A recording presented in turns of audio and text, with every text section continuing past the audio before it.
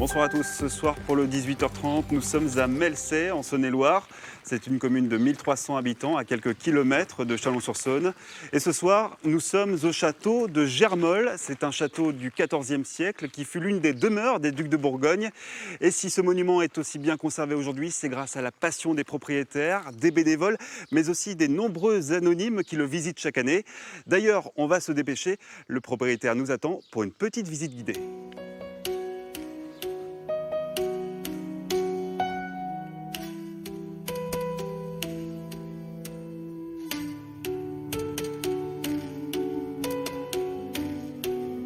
Bonsoir Mathieu Pinette. Bonsoir. Et merci de nous accueillir dans ce lieu magnifique. Je vous en prie.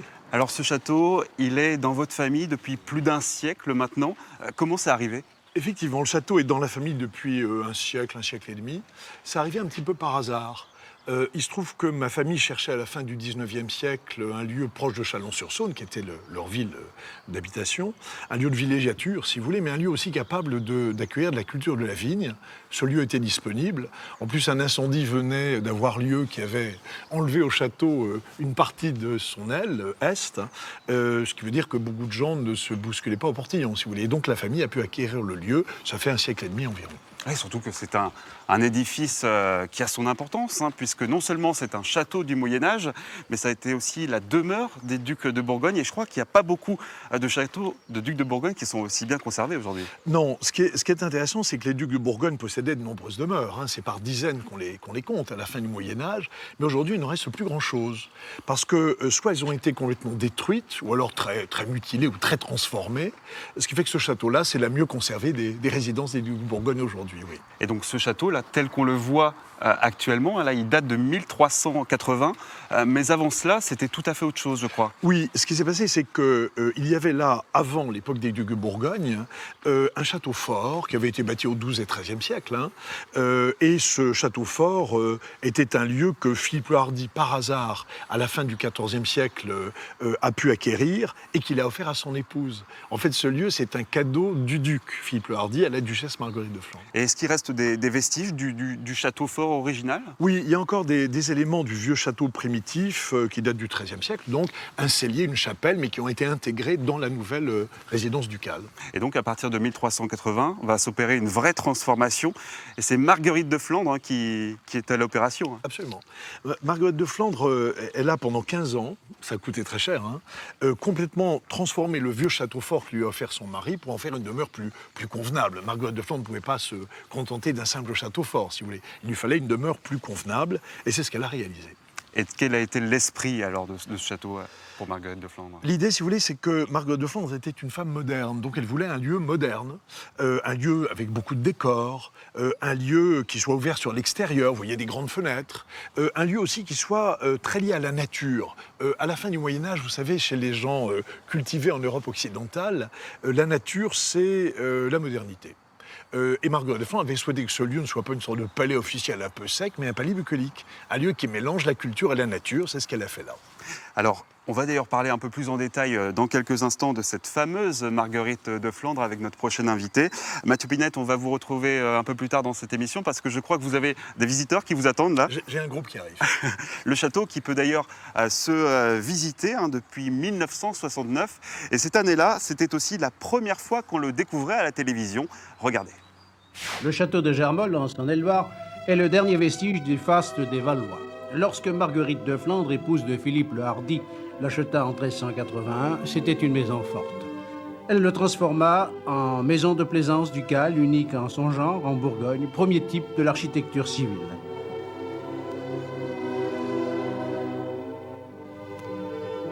L'association des vieilles maisons françaises, que dirige la comtesse de Beaumont, organisait récemment une visite de ce château, visite qui était l'occasion de remettre les prix du concours organisé par cette association.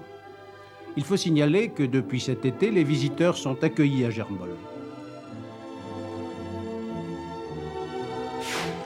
Bonsoir Marie-Thérèse Garcin. Bonjour Sébastien. Alors vous êtes guide conférencière et je crois que l'on peut dire qu'entre vous et Château, c'est une vraie histoire d'amour. D'ailleurs, ici, on se trouve dans une pièce assez particulière qui symbolise bien le couple ducal. Oui, tout à fait. Là, on est dans là, on a vraiment l'amour courtois du Moyen-Âge. On a M de Marguerite de Flandre, la propriétaire, et puis le P de Philippe le Hardi. Mais on a aussi le chardon. Et Marguerite avait pris comme emblème la marguerite, mais un de ses symboles, mais Philippe le Hardi avait pris le chardon. Parce que le chardon, avec les épines, attention, qui s'y frotte, s'y pique, hein, il demande le respect, mais aussi c'est le lien. Vous savez, le chardon, on s'accroche au chardon. Et donc c'était très symbolique par rapport à Marguerite de Flandre. Ils s'aimaient passionnément. Marguerite de Flandre, justement, c'était quelqu'un qui a beaucoup compté dans l'histoire de la Bourgogne. Elle a beaucoup apporté, je crois, notamment au niveau du patrimoine gastronomique. Oui, tout à fait. Marguerite de Flandre, c'est une incontournable. Grâce à elle, notre territoire va grandir, mais elle se passionne pour le bien manger et le bien boire. Ici, dans sa maison forte de Germolles, elle se passionne pour le vin. Elle trouve que le gamay, le cépage gamay, eh bien, ne donne pas un vin très agréable. Donc, elle va demander à son mari Philippe, le duc, de prendre une ordonnance en 1395 d'interdire la plantation de gamay. Elle a une bergerie. Et puis, on lui doit un gâteau incontournable, une de nos spécialités, le pain d'épices. C'est elle qui va nous le faire découvrir. Si nous n'avions pas eu Marguerite de Flandre, on n'aurait jamais eu le pain d'épices comme spécialité. C'est incroyable. Et on vous sent vraiment aussi passionné qu'elle par ce château et par l'histoire justement de cet endroit.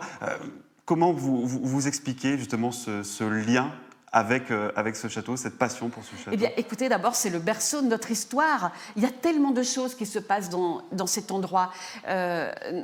Donc, on devrait tous connaître ce château de Germolles, parce que c'est d'abord Marguerite de Flandre, quand elle va se marier, elle nous amène la comté de Bourgogne, la Franche-Comté, donc ça sera la première union entre la Bourgogne et la Franche-Comté. Donc tous les Bourguignons et les Franc-Comtois devraient au moins connaître le château de Germolles.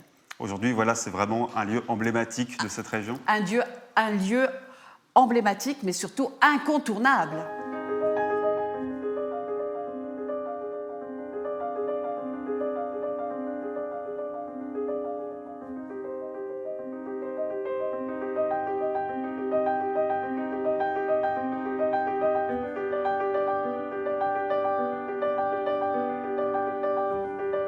Si le palais ducal est aujourd'hui aussi bien conservé, c'est grâce à de nombreux chantiers de restauration, des chantiers qu'il serait difficile de financer sans l'État, mais aussi sans la générosité des visiteurs et l'implication des bénévoles.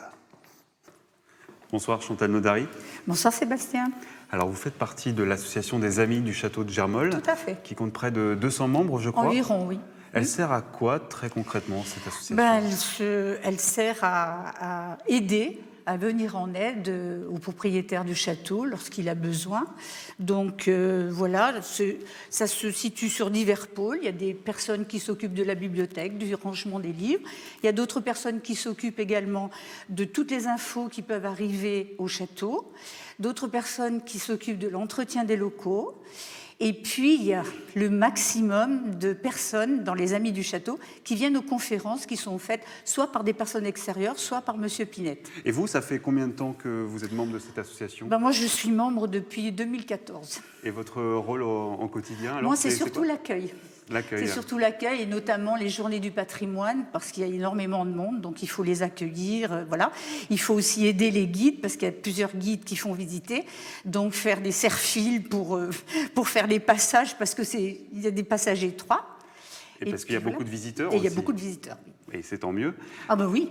Et pourquoi avoir voulu vous impliquer à ce point dans la vie de ce château? Parce que j'aime beaucoup ce château. Et puis j'ai eu l'occasion, par le biais de l'UTB, l'Université de Bourgogne pour tous, d'assister aux conférences et aux ateliers de M. Pinette. Et j'ai été vraiment très intéressée par ce qu'il faisait. Donc je suis venue au château. Et puis voilà, progressivement, je me suis inscrite aux Amis du Château. Et quand vous l'avez visité, ce château, ça a été le coup de cœur immédiat? Ah oui. Et surtout avec une superbe visite, donc un coup de cœur. Et puis voilà, je suis restée. Et donc ça fait 8 ans maintenant 8 ans, que vous vous impliquez dans cette association. Ce serait quoi votre rêve aujourd'hui, l'objectif ultime que vous fixez par rapport à ce château? C'est surtout, on a aussi un rôle, Amis du Château, c'est-à-dire le fédérer. C'est-à-dire amener des visiteurs Ça, c'est important. Et puis aussi faire venir des gens pour grossir les amis du château, parce que bon, il y a besoin d'argent, parce qu'il y a beaucoup de travaux à faire. Et voilà, c'est notre contribution, si vous voulez. Et puis surtout le faire vivre, quoi, parce qu'il est tellement beau ce château qu'on a envie qu'il continue à vivre.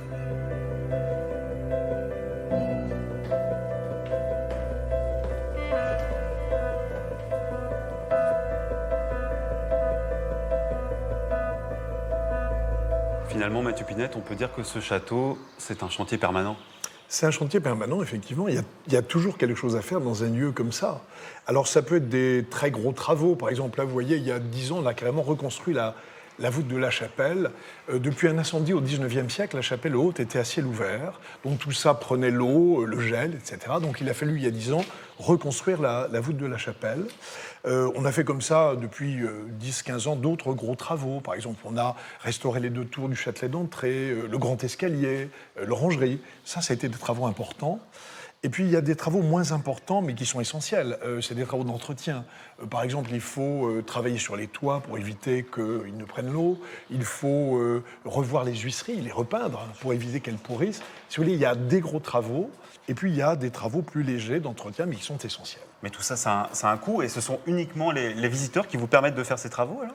Alors, c'est vrai que le fait que le château soit ouvert à la visite fait que les visiteurs, grâce au ticket d'entrée qu'ils acquittent à l'entrée, effectivement, contribuent à la restauration du lieu. C'est ça qui nous permet vraiment de financer les travaux, si vous voulez. Sans les visiteurs, on ne pourrait pas.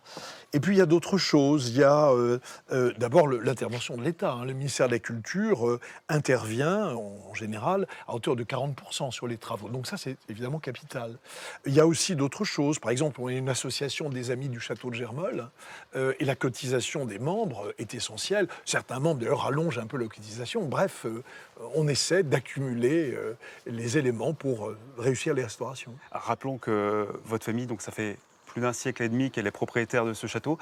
C'est un héritage lourd à porter. C'est lourd, c'est compliqué, ça demande beaucoup de travail. Il faut être là tout le temps, en permanence, mais en même temps, c'est formidable. C'est un investissement vraiment qui vaut la peine. Je dirais que c'est plus un engagement qu'autre chose. Ça oblige vraiment à aimer ce que l'on fait et à passer l'éponge sur beaucoup de choses pour accepter des conditions parfois un petit peu compliquées. Mais c'est passionnant. Eh bien, en tout cas, merci beaucoup Mathieu Pinette. Je vous souhaite le meilleur pour la suite. Et je pense qu'après avoir vu cette émission, certains de nos téléspectateurs vont avoir envie de venir faire un tour ici. Ça, j'en suis persuadé. En tout cas, merci pour votre accueil.